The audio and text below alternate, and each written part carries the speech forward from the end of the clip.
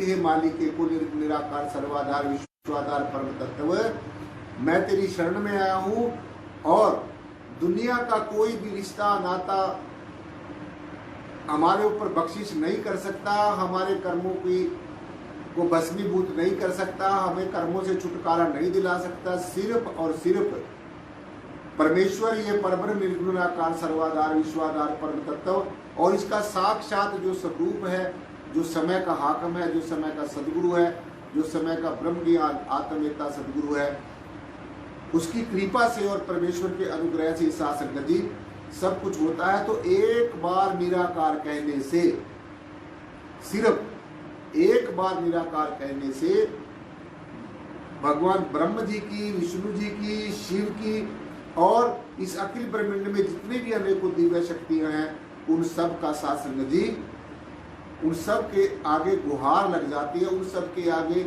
हमारी प्रार्थना चली जाती है और परमेश्वर जैसा भी चाहता है, अपनी जिस भी शक्ति को हुक्म देता है, फिर वो हमारे लौकिक और अलौकिक जगत के सारे कामों को करता है। तो इसलिए एक बार कहने से सासंग जी सबका सुमरण हो जाता है। और यह जो निराकार परमात्मा है, ये कोई कल्पना नहीं है। कई लोग कह देते हैं कि नहीं जी, ये तो शून्य है जी, ये तो आकाश तत्व का अंश है जी, ये तो आकाश तत्व है, शून्य तो आकाश तत्व का गुण है। लेकिन मैं आप सबसे गुजारिश करना चाहूंगा कि ये सत्य है, ये ठीक है कि जो निराकार है, जो ये शून्य है, ये आकाश तत्व का गुण है। लेकिन मैं आपको ये भी बताना चाहूंगा कि आकाश तत्व से परे भी यही निराकार परमेश्वर है। इस धरती से नीचे पाताल में से और पाताल से भी परे, इस आकाश से परे यही परम सत्ता हमेशा विद्यमान है, हर जगह विद्यमान है। तो यदि ये कहा जाए कि निराकार तो एक कल्पना है, तो निश्चित तौर से हमें किसी दूसरी चीज की जरूरत पड़ती है, हमें किसी दूसरी शक्ति की महसूस होता कि हमें कुछ और चाहिए। लेकिन जिसको सासंगत जी ये वास्तव में ये ज्ञान हो गया, जिस जिज्ञासु को वास्तव में इस परम तत्व परमेश्वर का ज्ञान हो गया और ज्ञान के साथ में बोध हो गया, बोध के साथ में रियलाइजेशन होगी, अनुभव हो गया, अनुभूति हो गई, तो सासंगत जी फिर किसी और शक्ति की आपको महसूस नहीं होगी। परंतु ऐसा नहीं होता है। निराकार जो परमेश्वर है, ये अपने आप में परिपूर्ण है, अपने आप में ये परम पवित्र है, अपने आप में ये परम चैतन्य है, अपने आप में ये सर्वव्यापी है और सबसे न्यारा है। ये शरीर के रहित भी है और शरीर के सहित भी है, ये सब शरीर के साथ भी है और ये विदेही भी है, सदेही भी है और विदेही भी है, साकार भी है और निराकार भी है, सूक्ष्म भी है और विशाल भी है। सूक्ष्म से सूक्ष्म है, एक बूंद में भी समा सकता है, और विशाल इतना बड़ा है कि सारे के सारे यूनिवर्स को, सारे ब्रह्मांड को इसने अपने आगोश में समाया हुआ है, अपने अंतर में समाया हुआ है, अपने साथ एक रूप किया हुआ है। तो इसलिए सासंगत जी, अगर संसार में, अगर इस यूनिवर्स में कोई अपने आप में परिपूर्ण कोई चीज है, अगर कोई पावन पवित्र कोई हस्ती है, तो यही निर्गुण निराकार सर्वाधार विश्वाधार परम तत्व है। और काल की जो प्रबल माया है, जो त्रिगुणात्मक माया है, जो रजोगुण और सतोगुण और तमोगुण की माया है सासंगत जी, ये प्रत्यक्ष में परमेश्वर के होने का प्रमाण है। भी किसी न किसी ने इस सारी सृष्टि की, सारी माया की जो रचना की है। तो इसलिए सासंगत जी, जब निराकार का सुमरण किया जाता है, जब निराकार को याद किया जाता है, और जब निराकार को याद किया जाता है, तो फिर और सारे का सारा याद करने की जरूरत नहीं है। जितने भी अखिल ब्रह्मांड में दिव्य शक्तियां हैं, अनेकों शक्तियां इस ब्रह्मांड में काम करती हैं। कुछ नेगेटिव फोर्सेज हैं और कुछ पॉजिटिव फोर्सेज हैं। जो इंसान नेगेटिव फोर्सेज के वशीभूत हो जाता है, वो सासंगत जी अंधविश्वास में फंस जाता है, अंधकार में फंस जाता है, तरह तरह के संशयों में फंस जाता है, तरह तरह की जड़ माया को इकट्ठा करने में लग जाता है, सुखों वैभवों और साधनों में फंस जाता है। तो आप सब ब्रह्म ज्ञानी हो, आप सब परमात्मा के जानकार हो, आप परमेश्वर की ज्येष्ठ और श्रेष्ठ संतान हो। तो इसलिए अपनी हस्ती को पहचानो, अपने आप को जानो, अपने असली परिचय को पहचानो।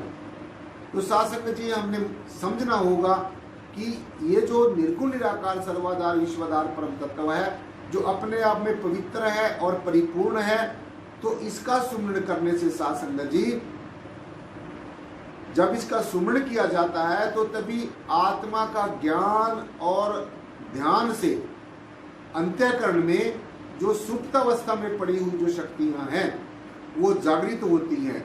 इस निर्गुण निराकार सर्वाधार विश्वाधार परम तत्व का ध्यान करने से और इस ज्ञान को अपनाने से शासक जी, जो अंतःकरण में जो अनेकों अच्छे संस्कार जो सुप्त अवस्था में पड़े हैं, तो वो जागृत होते हैं और जीवन का रूपांतरण होता है।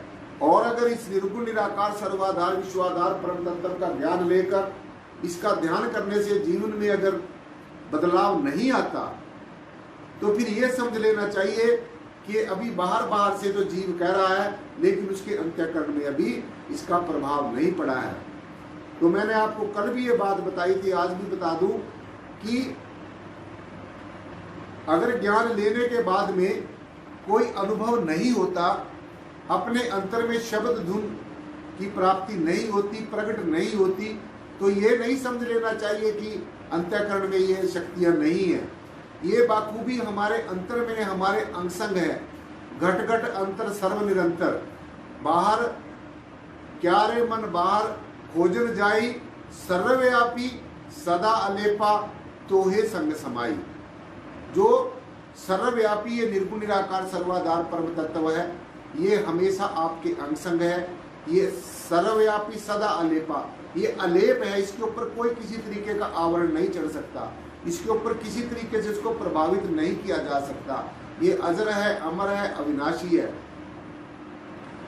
तो इसलिए साध संगत जी, जब आप इस निर्गुण निराकार सर्वाधार विश्वाधार परम तत्व का ध्यान करेंगे और इस ज्ञान को परिपूर्ण रूप से अपने अंतःकरण में ध्यान करेंगे, इसको रमण करेंगे, इसको बार बार इसको अपने रमण क्रिया को अपनाएंगे, इसको बार बार याद करके अपने अंतःकरण में साध संगत जी इसको रमण करेंगे, तो जो वास्तविकता है, जो असलियत है, जो रियलिटी है, वो निश्चय ही प्रकट होगी।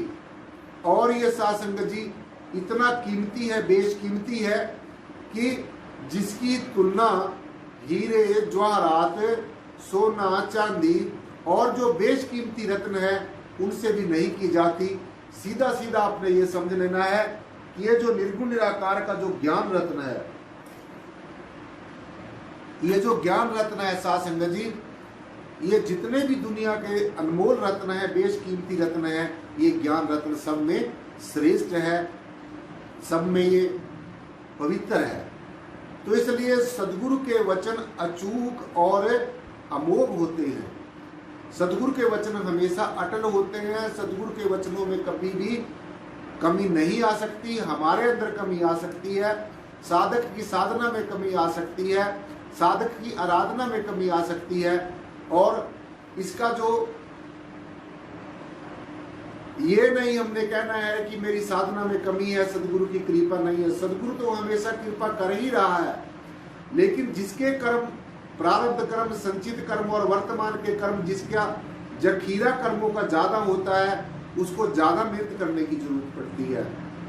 और जिसका कर्मों का जखीरा कम होता है, वो थोड़ी मेहनत करने के बाद में भी काफी उसको साध संगत जी अपने जीवन में प्रोग्रेस मिलती है, अपने जीवन में उसको तरक्की मिलती है।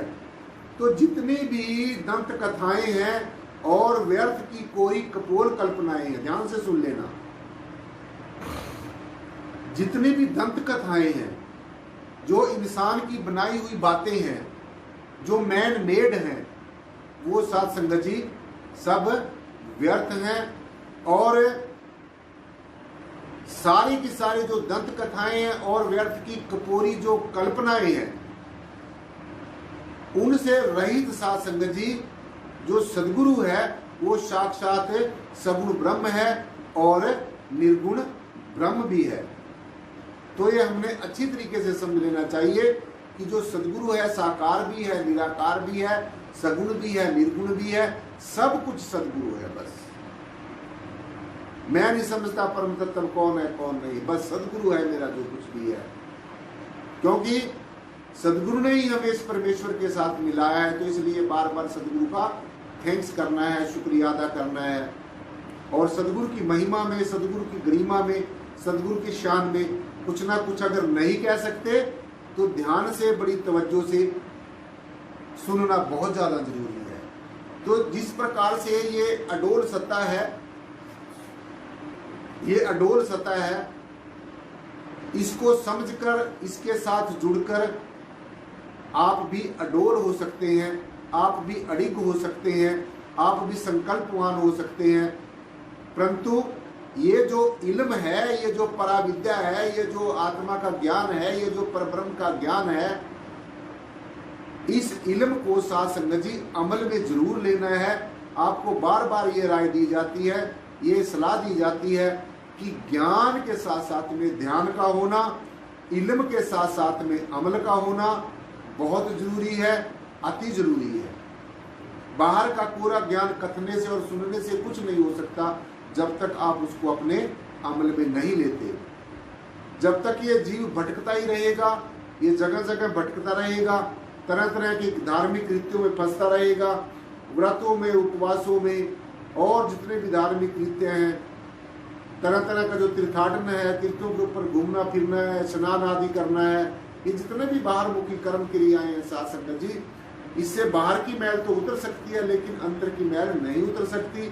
अंतःकरण की जो मलिनता है, अंतःकरण में जो ईर्ष्या है, द्वेष है, आत्मग्लानि है, आपस की खिंचातानी है, एक दूसरे को नीचा दिखाने की प्रवृत्ति, अपने आप को श्रेष्ठ समझने की प्रवृत्ति है, ये तब तक अंतःकरण से दूर नहीं होगी जब तक इस आत्मा के ज्ञान को, जब तक इस पराविद्या को अपने अंतःकरण में धारण नहीं किया जाएगा। तो तब तक ये जीव भटकता रहेगा। जैसे एक छोटे से उदाहरण से समझिए, एक मधुमक्खी होती है, आपने देखा होगा मधुमक्खी होती है जो फूलों में से शहद इकट्ठा करती है। मधुमक्खी जो होती है फूलों में से शहद इकट्ठा करने का काम करती है। तो जब तक मधुमक्खी को वो अनेकों फूलों के ऊपर मंडराती है, मधुमक्खी अनेकों फूलों के ऊपर मंडराती है, लेकिन जब उसको एक मीठा रस वाला, शहद वाला फूल मिल जाएगा तो फिर वो टिक कर उसी फूल के ऊपर बैठ जाती है और शहद को इकट्ठा करती है, मिठास को इकट्ठा करती है। तो ठीक इसी प्रकार से जब आप स्वयं के द्वारा, स्वयं के अंदर स्वयं का परिचय कर लोगे, स्वयं को जान लोगे, स्वयं में स्थित हो जाओगे, आत्म प्रज्ञ हो जाओगे, तो फिर साथ संगत जी कहीं भटकने की जरूरत नहीं है। क्योंकि ये ज्ञान जो है साथ संगत जी, इसका प्रमाण वेदों में, शास्त्रों में, उपनिषदों में, पुराणों में सब जगह मिलता है।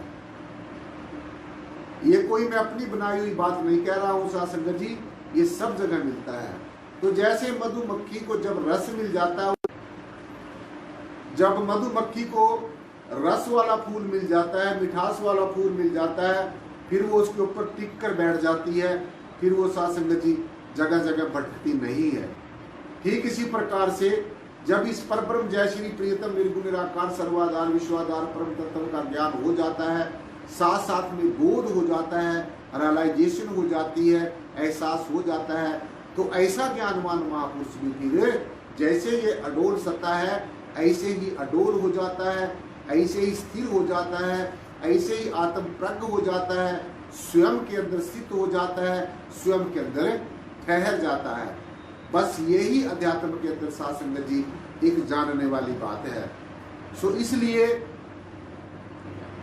सदगुरु के वचन जो है बहुत अमोघ होते हैं, और सदगुरु जो है वो परब्रह्म निर्गुणाकार परमेश्वर का साक्षात स्वरूप है। सदगुरु के मुख के अंदर ब्रह्म प्रकट होता है, इसलिए सदगुरु के वचनों को सत सत करके मानना हमारे जीवन में बहुत ही ज़्यादा जरूरी है।